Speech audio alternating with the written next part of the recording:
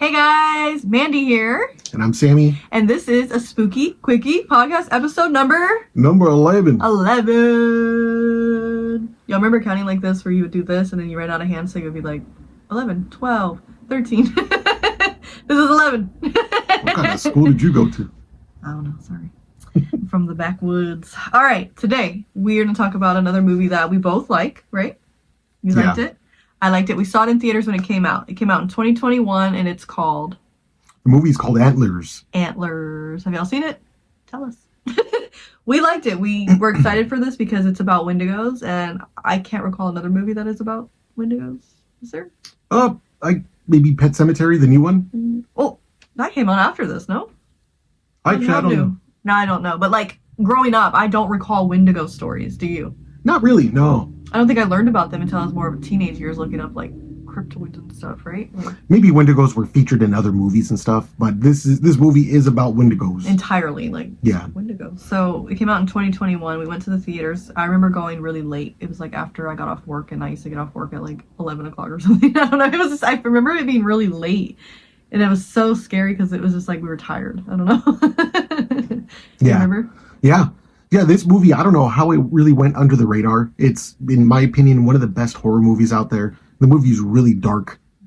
Literally. Doesn't end well. We're going to spoil it because the movie's been out for a long time. Go see it. Come back to this after you watch it. But, the movie does not end well. But we'll start from the top. It's if you want to start with the movie. So it's directed by a guy named Scott Cooper. It's starring Kerry Russell. Y'all might know her from, what's that alien movie that we love with her? Oh, Dark Skies. Dark Skies. You probably don't know her from that, but if you do, that's great. But what else is Kerry Russell in? I'm not sure. She's married to someone. Kurt. So yeah, she's in there, and it's just the movie. Like he said, it's very dark, generally speaking. Dark as in like, oh my god, it's like, oh, it's sad. It's very sad. Yeah. It made me depressed feeling. Nothing, with every character, nothing ends well. No. And just where they are, it's in a small town in Oregon. So it's really already, you're thinking Twilight, Washington, Oregon. It's very dark. It's very rainy. It's gloomy. They're in the middle of like a forest, basically, right? And that's where their town is. Yeah, it's like in rural, I can't say Oregon. Rural. It's rural a small Oregon. town. But the movie opens up with this dude who is working with this friend in this in a mine. Like in a mine. Mm-hmm. But the dude has a boy. I'm not gonna really quick. He's not working. He has a meth lab. That's what I was in the say. mines, and he has 2 little kids. But I think one kid came with him, right? Yeah. But he makes them wait in the car. So the dad is cooking meth while his kid's waiting in the car. And he's like, hey, stay here. Stay here. Daddy will be back. He goes and puts I think he grabs like a mask, and eventually he's deep in the mine, and his like homies in there already cooking up some goods, And that's when we see the first kill of the Wendigo. Yeah. The Wendigo kills the dad's friend. The friend, yeah. And then he like bites or scratches the dad or something. Yeah. That's kind of should we get to that twist yet or no? Yeah, I think we're going to kind of jump. I don't know. We're getting there. So anyway, guy gets killed. Dad gets something happens to dad. But the little boy is in the car and he hears something, doesn't he? Somehow he gets out of the car. He ain't supposed to, but his little ass walks through the mine. Yeah. And I'm going to say there's 2 brothers. This is the smallest of the brothers, but only one had come with the dad. I think the other one's either at school or at home, whatever, because this kid's really little. And he goes in there, and the little boy also gets attacked or scratched or something. I can't recall exactly that part. It's been a little bit since we watched it. I wanted to rewatch it. Yeah. Although it doesn't really show it, it's kind of implied that the father does kill the Wendigo. He probably, because you hear gunshots. Yeah. So the father kills the Wendigo, but the father and the son get scratched, which that's how you turn into the Wendigo. Yeah. So the father's turning into one. They got the cooties. The little boy's kind of turning into one. But they get in the car, though, and they're driving before anything happens. They're still, like, adrenalined out, right? Yeah. They get home. So the other brother, the one that wasn't with them, the one that's at school, the movie follows him. Yeah. He's the older brother, but I think the little guy was probably, like, 4 or 5, and older brother's, like, 10 or 11. Yeah, it's about, He's 10, very 11. small, but he looks little, but he's in school, right? Yeah. But that's, the movie starts off dark with that, and you see Kerry Russell, which is the boy's teacher. She's a teacher, yeah. Kind of, she has her eye on this little kid. I can't remember the kid's name. Lucas. Yes. Lucas and... The brother, I don't remember his name. I have no idea what the little brother's name is. But yeah, Lucas is the main kid, and he's at school, and the teacher, Kerry Russell, is noticing, like, damn, he's really distant. He's really, I think he might have had a bruise. He's dirty. He looks real unkept. And then he also, I think their mom either abandoned them or passed away. I'm not sure what the story is there. So it's like the single dad with the 2 sons. Yeah, there's no mom. Yeah. So I think she's worried about him, So eventually she follows him when he's walking home from school or something, and she invites him in to get ice cream. They're in like the small town, remember? Mm-hmm. And she's like, oh, I don't know exactly what she's saying, but doing, like a little sneaky little check-in to make sure is everything okay. Da-da-da-da. And then she buys him an ice cream, and he looks like, oh my god, and he hasn't had ice cream probably in who knows how long, because something's going on at his house, right? He doesn't have, he's a single dad that's making meth. Obviously, it's probably already red flagged. They already knew this family, right? Yeah. So then the little brother and the dad come home at some point, and this kid's still going to school, but something's off. So the teacher's like, she ends up going to the house. Yeah, the teacher is noticing signs of abuse. Little Lucas is dirty, really quiet. He doesn't like to speak. Starving, Yeah, it's really malnourished. So Carrie Russell takes an interest in that and starts to kind of follow him around. And she tells the principal of the school, like, hey, I'm seeing these signs of abuse. And the principal's like, well, it's kind of known that all these kids have parents who cook meth, and sometimes kids don't even come to school. Yeah. It's just kind of accepted. It's one of those towns. I also want to mention that Carrie Russell, her brother is the sheriff of this town. I was going to get to that because I think I'm not sure when he starts coming, but she's like, I need your help. Like something's going on or whatever. And he's a sheriff, so he's like the one-man sheriff town, So somehow they get over to that house, but I don't know when it comes into play, but at some point you see that the little boy, when the dad came home with the little brother, he knew, I think he might have known what Wendigos were. Do you think? Because he knew immediately. He locked himself in a room with the little brother, and he told the older brother, under no circumstance do you open this door. You leave us in here. And at some point, the little boy is going out and he's hunting. He's like killing little rabbits and probably squirrels and whatnot because he knows that they have an appetite, but not for just food. So he's going out killing animals and he's bringing them back. And there's like times when they show him, I don't know if I think it's an attic. He goes in and he like gives them the food, and you see the little brother, and the little brother looks almost normal, but then every now and then you look at that dad, like it just will like, and his eyes will be like glowing, and he's literally turning into a monster. He's kind of little by little, right? Becoming very beastly. He's kind of like walking on all fours. But yeah, veins, right? Like we're showing through and stuff. He looks scary. He brings them roadkill and things like that. He knows to feed them, and I don't know if the dad asked him or what, but it seems like the town knows that it's like one of those urban legends, like, oh, Wendigos, and then he's like, yep, now we're Wendigos. But while all this is happening, Carrie Russell's brother, I forget the name of this actor. He's a really good British actor. He's in a lot of movies. He plays a great character. Let me look while you're. But he, while all this is happening, he's investigating all these crazy murders and stuff because he finds like the remains of the dad's friend in the beginning when they're cooking meth. He finds the friend's remains because when they got him, he like cut him in half. It was really brutal. Yeah, it's pretty gruesome. Yeah. Jesse Plemons is the guy's name. Oh yeah, okay, that's the brother. Yeah, I'm sure you've seen him in some movies. But he, so the brother's investigating the murders. Then it kind of cuts to the principal. Where it really picks up is the principal of the school visits little Lucas's house because she's like, hey, I'm going to investigate this because Carrie Russell's really concerned. I'm going to go check on this. If you want to say what happens there.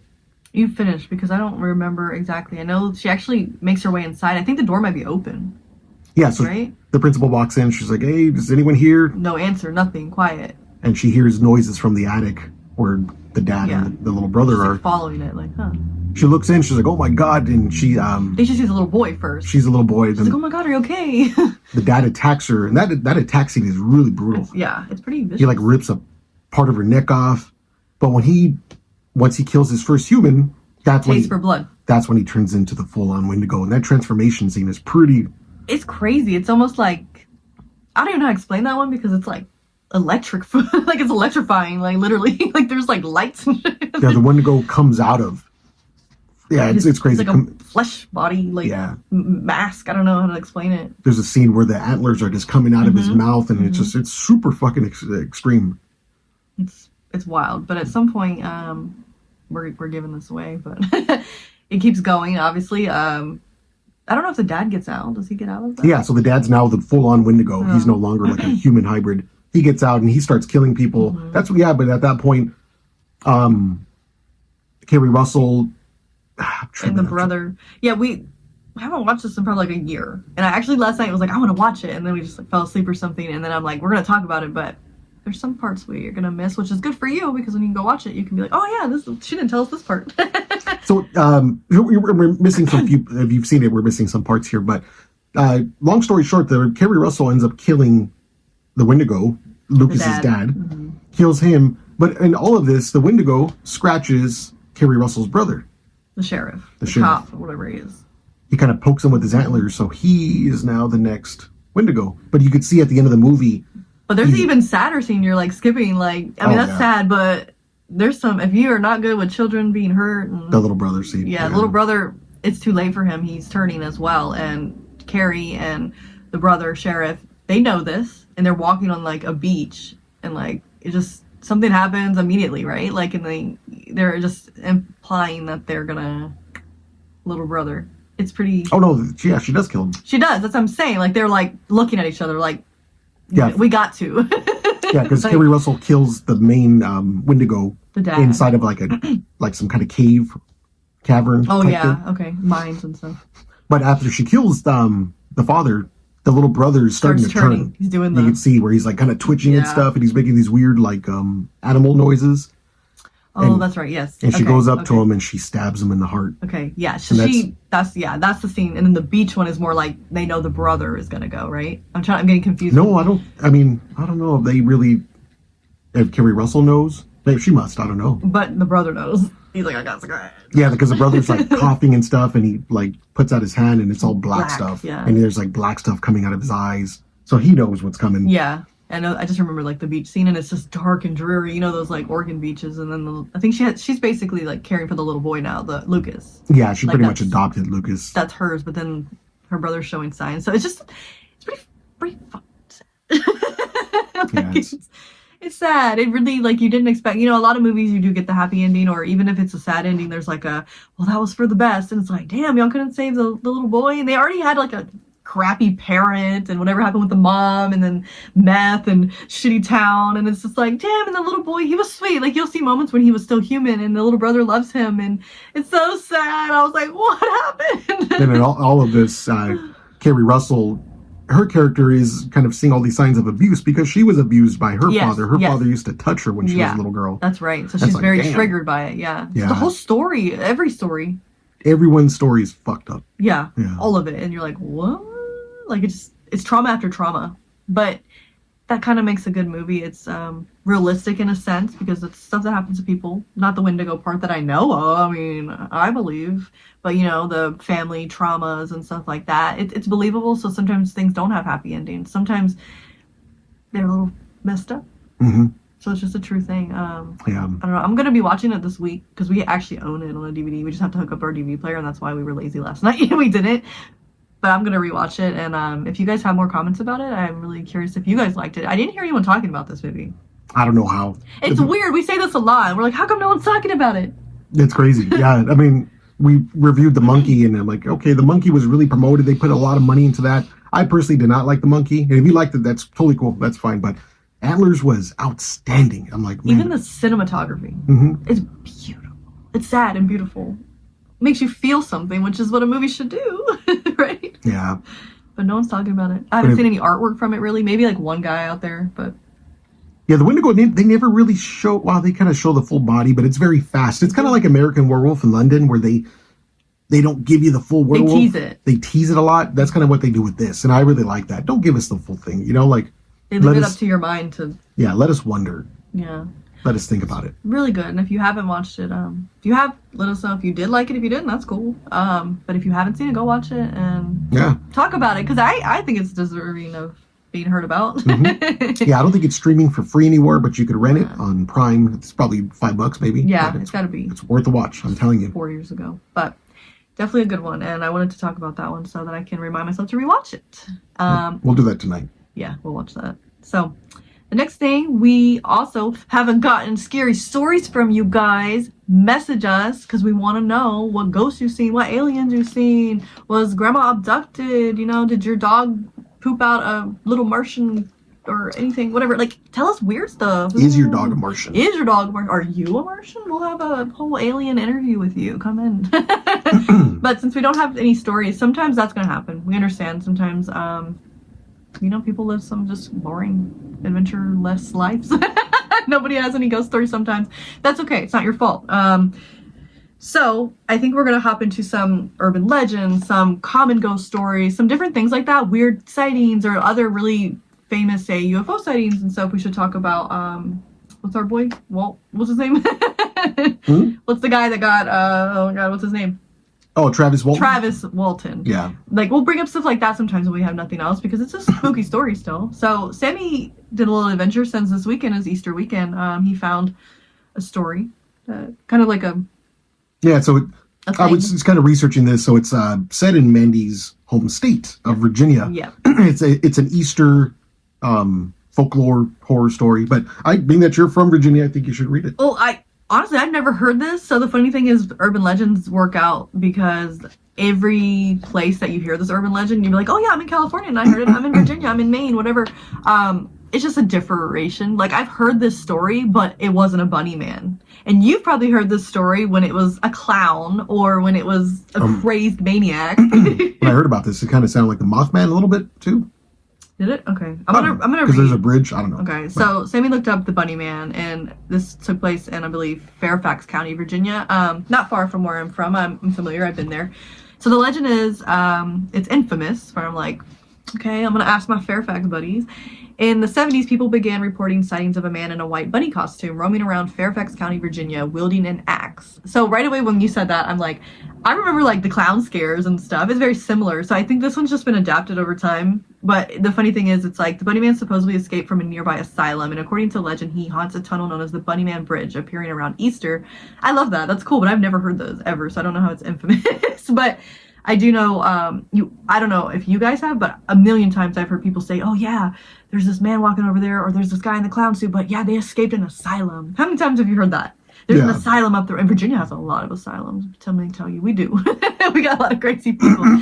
So that alone, I'm like, all right, this could have just been twisted and stuff, but I don't know if any of you guys have heard of this, and if you haven't heard of this one, have you heard of other ones that were, oh yeah, watch out, there's an old asylum over there, and this guy escaped, watch out for the, I don't know, the AK-47 wielding skeleton man, like whatever it is. Like, have you heard that? The Cinco de Mayo man. Yeah, the Cinco de Mayo man over here. So I'm not sure. It says if you go to the bridge on Easter night, you might hear screams or see him watching you. So I'm gonna have to hit up some folks back home and be like, hey, head over here Sunday night and let me know if you hear anything. I want to do more research, look into it. How far were you from Fairfax County? Hour and a half, 2 hours, I think. Oh, okay. Yeah, it wasn't like my neighbor, but I had people that I knew from there. Then the Mothman, does that originate from Virginia? West Virginia, Point Pleasant. Oh. Yeah, my dad's from there, and that area, it's cool because I want to visit. Apparently they have a full-on Mothman museum there, and it looks pretty cool. It's probably small. I'm sure that town is just insanely little, but maybe we'll talk about Mothman next time if nobody tells us a story, because that one's very interesting. I love Mothman. Yeah, because being from the West Coast myself, and I'm sure other West Coasters can relate, I've heard of the Mothman, but it's not super big. From the movie, probably. I mean, I know the movie with Richard Gere. Yeah. That was kind of weird. But your favorite, Richard Gere. He's obsessed with Richard Gere. Just kidding. But I'd like to learn more about the Mothman. I wasn't too... It's cool. It's like he's an omen of certain things. Some people think he's bad. Some people think he's good. And the movie just talked about some of it, but there's other stories that were incorporated, so... We can do a whole segment on that, and maybe we'll do a double whammy. We'll watch the Mothman movie, come back and talk about the movie, and then talk about the true case and add stuff. Yeah. Let us know if you guys are like that, because I'm a Mothman fan. He's pretty cute. And I know Build-A-Bear is making Mothman bears, so I'm like, he's trending. Okay. Right, I got a little story. Oh. Not the Mothman specifically, but can I tell it? Yeah, we have a minute. We're just going to talk about events. It's really quick. I would travel a lot with my band. We would play in different states, but this one specific time we were playing in Arizona, and we drove back at night. We didn't want to stay in Arizona. So while we were driving back, you're driving through on the 10 freeway, and a long stretch of this freeway is nothing. You're driving like through a desert. Yeah. I remember we were all awake. The bass player was driving. My drummer, David, was in the front seat, and I was in the back seat. And David's like, oh, did you see that? It was 9 o'clock, 10 o'clock maybe. And he said, and I saw the tail end of it. He said he saw something huge, like a black silhouette, fly right over the truck. It swooped over the truck. It was at night, right? You said? And he said this, I'm like, was it a bat or an owl? Because sometimes a wingspan of an owl is pretty big. He's like, no, this was huge. It was the size of a human. Were there drugs included? No. So Curious. We weren't drinking because we knew we had to drive. Yeah, far. And we weren't smoking weed or nothing. So, but yeah, I remember you telling me this. It's interesting. I'm curious because I feel like I've seen similar things, and looking back, it was in the daytime though, and I'm always like, "There's definitely a bird," or you know how airplanes sometimes will cast shadows like through the sun, yeah, like stuff like that. And I've always been like, maybe it was something, but also like to think, it's just accounted for. So I wonder at night. Yeah, that was scary because we were the only people on that freeway. Yeah, that we didn't see no car lights behind us or in front of us. So I remember being scared. I was like, "What the hell was that?" well, we don't know. So there's a true story for you guys Yeah. to add in. We did do our ghost story. Maybe it was a Mothman. I don't know. I don't think the Mothman's going to Arizona. Maybe He's a country boy. He can go to Arizona. But Arizona is really known for UFO activity. Mm-hmm. Into New Mexico and all that area. So, cool. Fun story. Thank you. So we'll hop into events. We will just keep blasting this one because we're vending there. The Mystic Museum Horror High Prom, May 10th. They still have tickets for sale, $35 for general admission. If you guys can come, you don't even have to like buy anything if you don't want. You should because we're there, we're selling. But it's just a party. It's like a literal fun DJ prom, drinks. It's should be a good time. So check out the Mystic Museum page and then more information there, special tickets and stuff if you want to buy. We're both vending, so yay. And then there's an event that we are going to. It's called Boozy Bites and Frights Halloween, and it is at the Heritage Square Museum. And technically is it Pasadena, or is it Highland Park, or is it Lincoln Park, is it Glassell Park? What is it? I call it Highland Park because it's next to Avenue 43 and that's Highland Park. Okay, so I know there's multiple like Heritage Square museums, like there's one in Orange County and there's one here, so we're doing the one here, whatever city you want to call that. So Highland Park, Pasadena. So it's on May 2nd and May 3rd. May 2nd they'll be playing The Craft, and May 3rd they'll be playing Final Destination. We're going just as attendees on May 3rd because I want to see Final Destination. I love it so much. It's my favorite. And I just found this out. So this is a 21 plus event, so just keep that in mind if you want to go and buy tickets for either event. They still had tickets. I saw them. The day we're going, May 3rd, which is a Saturday, the director of Final Destination, James Wong, is going to be there, and I believe him and another guy from some part of it is going to be there talking before the movie, which I think is pretty cool. And then, when I read that, it was like James Wong, and I was like, wait, James Wan? And I was like, no, I got confused. So I looked him up really quick. I was having one of those moments, when you go over 30, and I looked him up, and I just realized that this guy was like a co-writer for I think most of the beginning of the X-Files. He worked with Chris Carter directly to develop characters, so I'm assuming Mulder, Scully, like a lot of the main big characters, and then maybe some Monsters of the Week and stuff like that too. So I was like, holy crap, that's really cool because we're huge X-Files fan as well, and that's now cool. We love Final Destination. I didn't even know he was the guy that did that, so he's going to be there, and I'm not sure if he's going to be signing or anything. I'm assuming like he would, but I can't tell you. I don't know if you approach him nicely, maybe, but he seems cool. So just keep that in mind. I don't know if anyone's going to be there on the 2nd. I didn't really research that day because we're not going that day. So if you do want to see The Craft, though, hit it up. It's what is the page? Sorry, the Street Food Cinema. Yeah, Street Food Cinema. That's the people that are putting it on. Yeah, so you can go to streetfoodcinema.com, or you can just go to I don't know. You can message us and we can link you if you can't find it or something. But it's 21 plus. It's like they're gonna have alcohol, the Victorian home tours, themed cocktails, food trucks, creepy photo ops, obviously the movie, and then maybe I don't know if it's a Q&A or just a talk through or whatever, but it should be a cool time. I think it's first come first serve seating, which I hope they have enough for everybody, but if not, I might just bring a blanket just in case, pop on the ground. Yeah, sounds fun. Yeah, I'm excited to meet James Wong, W-O-N-G. Yes.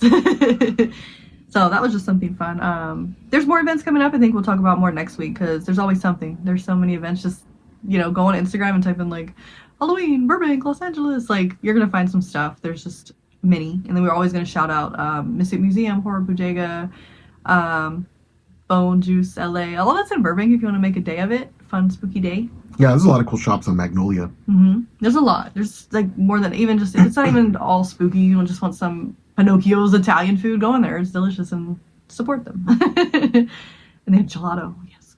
But yeah, we'll always try to push out any events that we're going to go to. Monsterpalooza, obviously. I'm not going to keep reaming that in your ear, but that's coming and we'll shout it out again. Another good source to get your news, your Halloween news is our friend Josh's page. It's SoCal Halloween News. he posts updates, events, things happening around SoCal that involve Halloween stuff. Yep. That's where I get a lot of my news from, or all my news rather. Yeah. Yeah. We're looking for something to do. Hit him up. Mm-hmm. Right on his page. He'll already have it laid out for you like a whole week in advance, probably months in advance sometimes. But I think that's it for episode 11. Thank you guys for tuning in. Send us any stories you have, spooky, scary, paranormal, and if you guys want to comment about the movie Antlers, we're curious if you liked it, and if you haven't seen it, go watch it and come back and tell us if Watch you liked it. I'm telling you, I love it. It's one of my top movies. It's beautiful and sad, so just be ready. The music is beautiful too. Oh yeah, soundtrack. Listen to that first. Bye guys. See you later. Thank you.